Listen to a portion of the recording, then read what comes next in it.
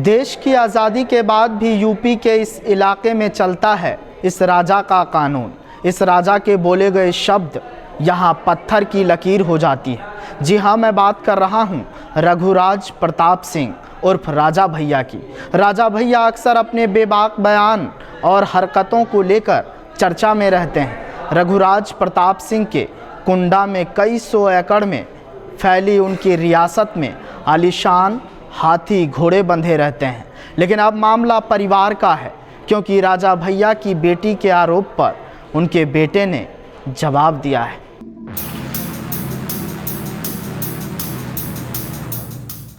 महज 24 साल की उम्र में अपना राजनीतिक सफर शुरू करने वाले राजा भैया ने निर्दलीय उम्मीदवार के तौर पर अपना चुनाव जीता था।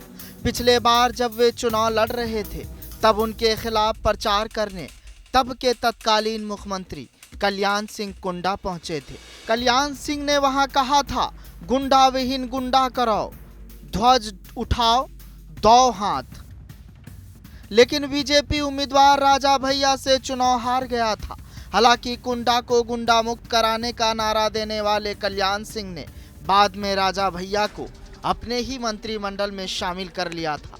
मायावती ने जब कल्याण सिंह सरकार से समर्थन वापस लिया था, उस समय राजा भैया ने सरकार बचाने में कल्याण सिंह की बहुत मदद की थी। बाद में मायावती की सरकार बनी। उन्होंने शासनकाल में राजा भैया पर पोटा कानून के तहत केस दर्ज करके जेल भेज दिया था। साथ ही 2003 में मायावती सरकार ने भदरी में उनके पिता के महल और उनकी कोठी पर छापा मरवाया था। राजा भैया के पारिवारिक विवाद में एक नया मोड़ तब आया है। दिल्ली में रह रही उनकी बड़ी बेटी राघवी कुमारी ने सोशल मीडिया पर सीसीटीवी फुटेज शेयर कर दावा किया कि एक शख्स ने रात में घुसकर इनकी स्विफ्ट कार और गेट में आग लगा दी।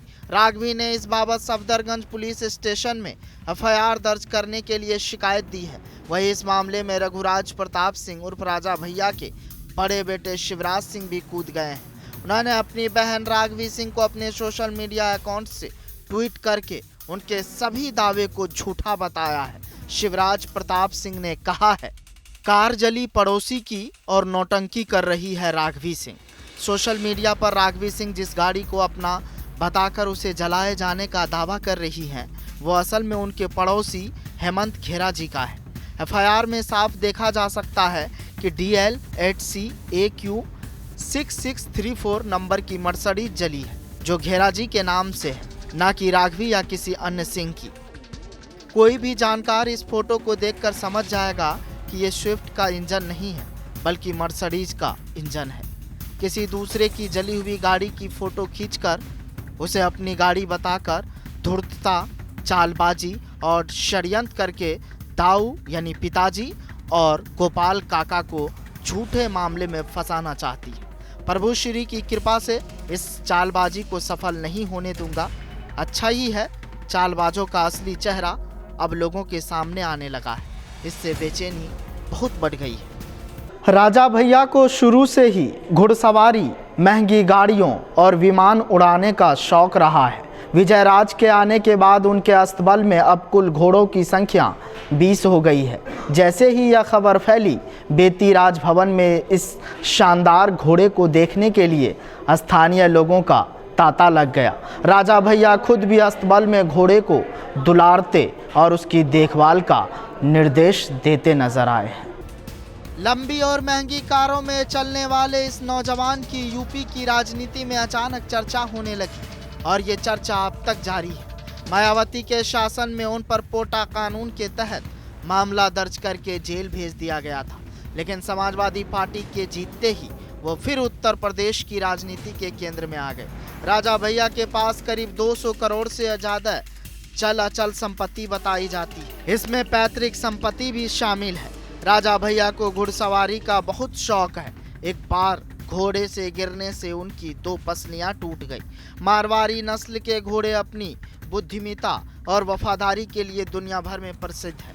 विजयराज की विशेषताएं इसे दूसरों से अलग बनाती है। मजबूत कद काठी और चमत्कार शरीर, अंग्रेजी के V अक्षर की तरह अंदर की ओर मुड़े हुए कान, जो इस नस्ल की सबसे बड़ी पहचान है। मोर जैसी घुमावदार और लंबी गर्दन इस नस्ल के घोड़े देश विदेश की रेसिंग और शो प्रतियोगिताओं में करोड़ों की बोलियों पर बिकते हैं। राजा भैया की बेटी के घर पर हमला, नौटंकी कर रही है राघवी।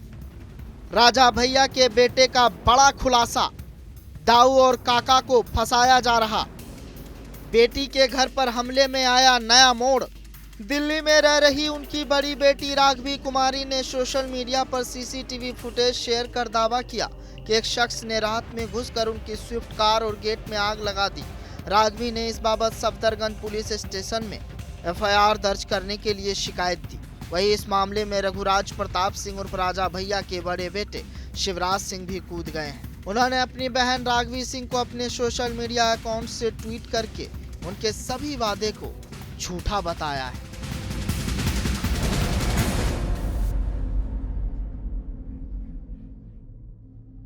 कई बार मुश्किल में पड़ने के बावजूद उत्तर प्रदेश की राजनीति में राजा भैया की किसी न किसी तरह अपनी जगह बना ही लेते हैं।